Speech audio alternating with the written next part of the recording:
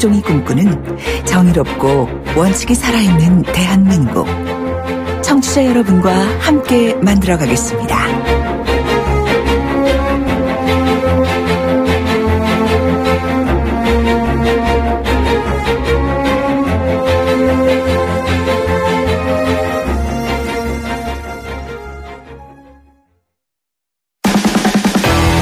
돌려보고 비틀어보는 오늘의 이슈. 이종훈의 뉴스 측면 승부.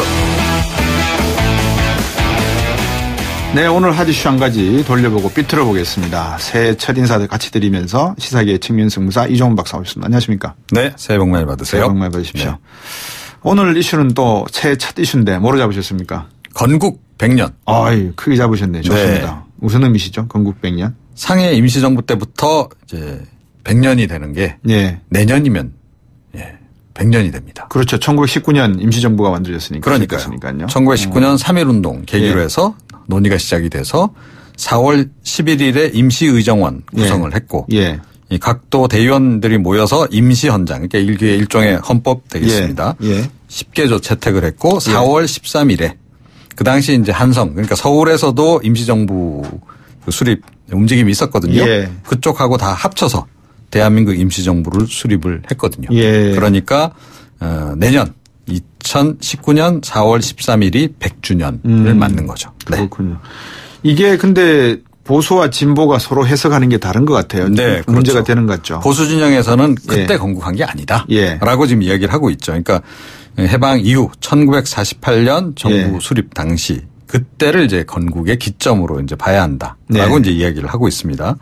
뭐 모든 보수 단체나 지지 세력이 이걸 또 주장하는 건 아닙니다. 예를 들어서 뭐 광복회 같은 경우에는 건국절 주장이 친일 매국노 후손들이나 하는 소리다라고 또 이제 비판을 하고 있기도 하죠. 네. 그 건국절 논란이 시작된 게 언제부터죠? 이명박 정부 때부터 본격화됐는데요. 사실은 이제 출발이 된 이제 한 칼럼은 2006년 8월 달.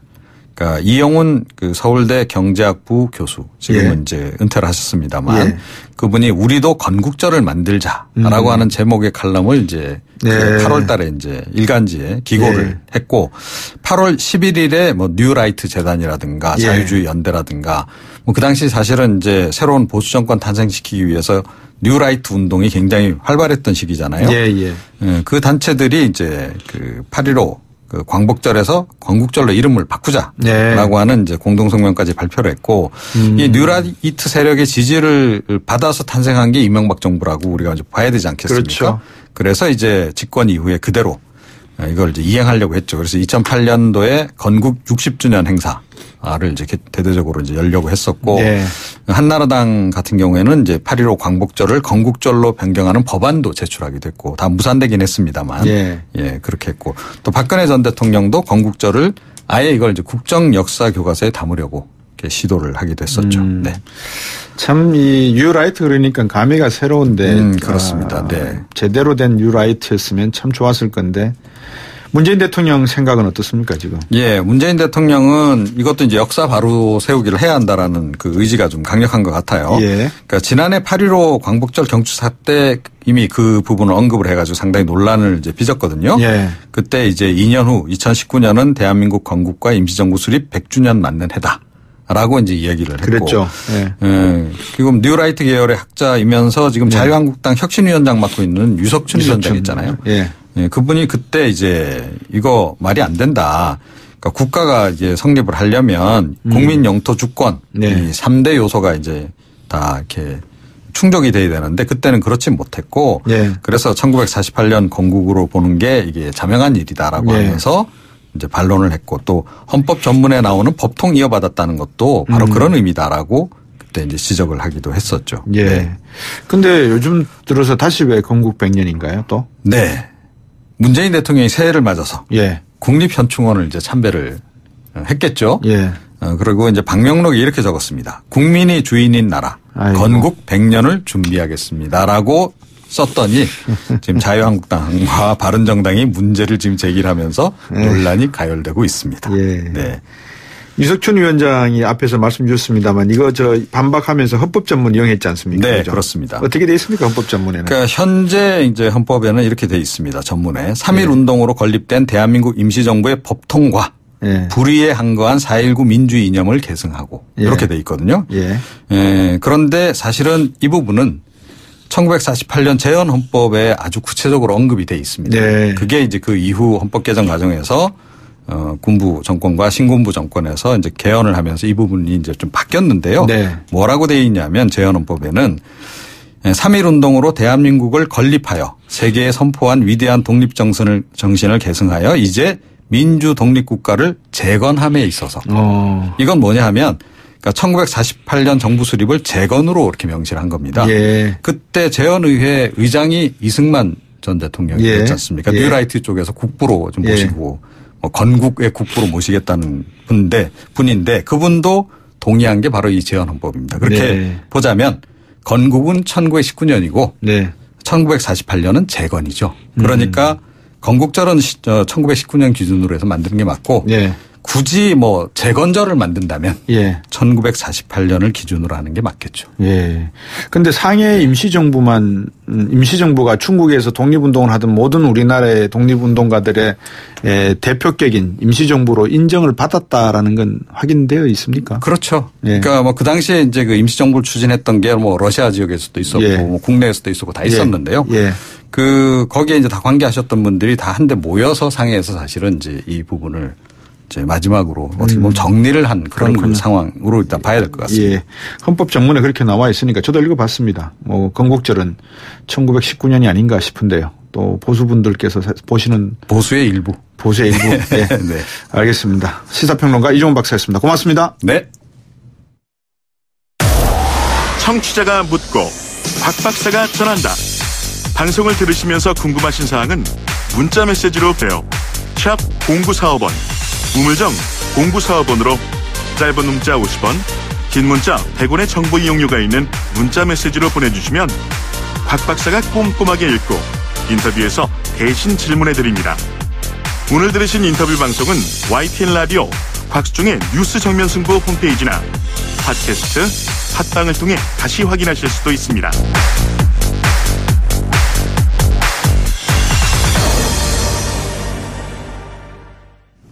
두 번째 인터뷰 가볼까 합니다. 청취자 여러분들께서 이 김정은의 신년사를 들으셨는지 모르겠는데, 저도 방송을 통해서 일부만 들었습니다. 우리 정부의 남북회담 제안으로 한반도 정세가 급물살을 탈 수 있을까라는 생각이 드는데, 과연 그게 또 속내와 겉내를 제대로 알아야 되니까요. 정세현 전 통일부 장관 전화 연결했습니다. 안녕하십니까? 네, 안녕하세요. 네, 장관님 새해 복 많이 받으시고요. 건강하십시오. 네, 새해 복 많이 받으십시오. 감사합니다. 이 통일부가 당장 다음 주 9일에 남북 고위급 회담을 제안을 했는데 어떻습니까? 전향적인 제안으로 봐도 됩니까?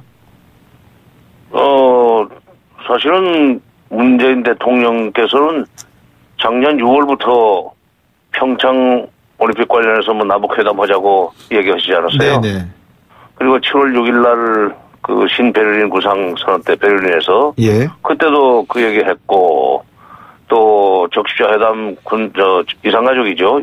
이산가족 그리고 또 군사회담도 하자는 얘기도 했었고 7월 17일 날 통일부 장관이 또 군사회담과 적시자 회담을 제안했었고 뭐 이렇기 때문에 그동안에 문 대통령과 통일부 장관 두 분이 북쪽을 상대로 해서 쭉 얘기했던 거에 대한 답이 사실은 신년사로 어저께 나왔습니다. 그렇기 때문에 우리가 그 평창 올림픽 때문에라도 빨리 남북 당국이 만나야 된다는 얘기를 어저께 김정은 위원장이 했어요. 거기에 대해서 우리가 오늘 2시에 답을 보내고 이런 것은 뭐 그 발빠른 움직임이라기보다는 이미 예정되어 있는 일 순서에 따라서 과거로 봐야죠. 말씀하신 내용을 듣고 보면 이제 우리 측에서 그동안에 꾸준하게 북한을 설득해 온 셈이 되고 북한이 이제 김정은이가 그거를 신년사에서 받아들이는 메시지를 보냈다 이렇게 해석하시는 것 같습니다. 그죠? 이제 김정은의 해석이 아니라 그게 사실이에요. 예. 네. 알겠습니다. 사실로 네. 확인을 네. 하고요. 네. 그러면 북측이 남북 대화를 제안을 해오면서 우리가 이제 연락을 했다라고 말씀을 드렸는데 아직까지 답장은 뭐 답변이나 전화 받는 건 없는 걸로 제가 알고 있습니다. 그렇죠? 그 2시에 우리가 제안하지 않았어요? 예. 근데 오늘 아침 9시에 사실은 이제 전화를 걸었답니다. 판문점에서. 예. 원래 판문점의 전화선 운영은 9시에 출근해서 전화를 걸고 그럼 저쪽에서 일이 없을 때는 받았었죠. 옛날에는. 네. 그리고 4시에 마감 전화를 하고 퇴근들을 합니다. 예. 그래서 이제 9시에 전화를 걸었는데 무슨 얘기 할지 모르는 상황에서 북쪽에서 전화 받기가 좀 곤란했을 거예요. 무슨 얘기 하려는지 모르니까. 아무 이유도 없이 물론 대화 관련 얘기라고 짐작을 했겠지만 그 단정할 수는 없는 거고 그다음에 마감 전화를 안 받았다고 내가 알고 있는데 오늘 4시에 2시에 얘기를 해놓고 4시에 답을 내라는 건 좀 그렇죠. 아마 내일 아침 9시에 9시에 전화를 시작 전화를 출근해서 판문점 연락사무소가 전화를 하면은 그때는 전화를 받을 것 같기도 합니다. 그 보통 이제 북한 체제를 저희들은 일반인들은 잘 모르니까 예를 들어서 김정은이가 신년사에서 남북 대화를 평창 올림픽을 앞두고 남측의 어떤 축제를 우리 같은 동포로서 축하한다라는 메시지를 던지고 하면 어떤 반응이 나올 거라는 건지 준비를 하고 그런 메시지를 던졌다 그러면 전화가 갔을 거를 받을 수 있었을 건데 무슨 말을 해야 될지 몰랐다는 건 좀 의외네요. 어떤 면에서. 아니요. 이제 회담을 하는데 이번에 지금 그 고위급 회담을 하자고 얘기를 했어요, 우리가. 그러니까 처음부터 차관급이다. 아니면은 뭐 국장급이다. 이렇게 얘기를 했으면 저쪽도 답을 내기가 쉬웠을 텐데. 고위급 회담을 하자고 하는 그 표현 속에서. 그렇군요. 이게 총리급을 얘기하는 건지. 과거에 90년대는 북쪽에서 총리급 회담을 고위급 회담이라고 그랬습니다. 우리는 총리급 회담이라고 그랬고. 아마도 이제 우리 쪽에서는 지금 장관급 회담을 그렇게 얘기한 것 같은데. 그 바로 고위급 회담의 내용에 대한 해석 문제로 아마 북쪽에서는 지금 한참 회의하고 있을 겁니다. 그렇군요. 이 고위급이라고 안 그래도 제가 여쭤보려고 그랬어요. 고위급은 어느 정도 선을 말씀드리는 건지. 그 김정은 위원장이 신년사에서 평창 동계올림픽 참가 시사했지 않습니까? 그죠? 동시에 핵무력 완성을 또 강조했단 말입니다. 그거는 신년사뿐만 아니라 이미 11월 29일 날 얘기했고. 그게 이제 소위 우리가 알고 있는 통미 봉남의 정책에 조금 반대는 아닌데 이상한 어떤 연설 같아요. 어떻게 해석을 해야 됩니까, 이거는? 통미봉남이라는 것은 이제 미국하고는 대화를 하고 남쪽과는 상정을 안 하는 게 이제 통미봉남입니다. 그렇죠. 근데 그동안에 북핵 문제 때문에 북한이 미국과 대화를 한 적도 없어요. 특히 트럼프 정부나 문재인 정부 들어서는 미국하고 북한 사이에 기싸움 말싸움을 했었지만은 그런데 이제 이번에 그 북쪽이 통남을 통해서 통미로 가려고 하는 그런 계산으로 어저께 신년사에서 남북 대화를 사실상 이제 그 제의했다기보다는 우리 측의 제의에 대해서 이제 반응을 보인 건데. 그러니까 핵은 핵이고, 남북대화는 남북대화다 하는 그런 식으로 지금, 북한은 생각할 거예요. 북핵 문제는 어차피 미국하고 얘기를 해야 된다는 생각일 겁니다. 우리는, 남북 간에도 얘기를 해야 된다는 입장이지만, 북한은 핵 문제에 관해서는 남쪽이 결정권이 없다. 어떤 점에서 현실이죠. 그래서 일단 핵 문제는 나중에 미국하고 얘기를 하겠지만, 우선 남북 간의 그 대화를 통해서 평창 올림픽에 도움이 되는 평화 분위기도 좀 만들고 특히 그 사람들은 9월 9일 날 정권 수립 기념일이죠. 조금 전에도 지금 우리 건국절이냐 재건절이냐 얘기를 거치는데 북쪽에서는 그 임시정부 법통은 인정하지 않으니까 그 사람들은 이제 김일성으로부터 모든 걸 시작하지 않습니까? 그래서 48년 조선민주주의인민공화국 정부 수립을 이제 건국절이라고 그러는데 그거를 평화적으로 치르고 싶다는 얘기를 어저께 신년사에서 했어요. 그것 때문에도 지금 그 사람들은 금년 한 해 동안은 남북 간의 화해 협력이라고 할까 평화적인 분위기 이걸 필요로 하죠. 그래서 내일쯤은 아마 반응을 보이려고 생각합니다. 자기들이 필요해서 지금 하는 거니까. 예. 정세현 장관께서 말씀하시기는, 전 장관께서 말씀하시기는 북미 간의 대화가 없었을 것이다라고 말씀을 하셨는데, 그동안에 이제 많은 전문가분들이나 저를 포함해서 생각하기에는 트럼프가 저렇게 김정은하고 말싸움은 하지만 텔러슨 국무장관이라든지 다른 비선, 만약에 이방카라든지 아니면 쿠시너라든지 여러 가지 비선을 통해서는 충분히 물밑에서 무언가 대화가 오갔을 것이다라는 이야기들을 했거든요. 이 부분은 그러면 아닐까요? 비공개 물밑 접촉, 그거는 네.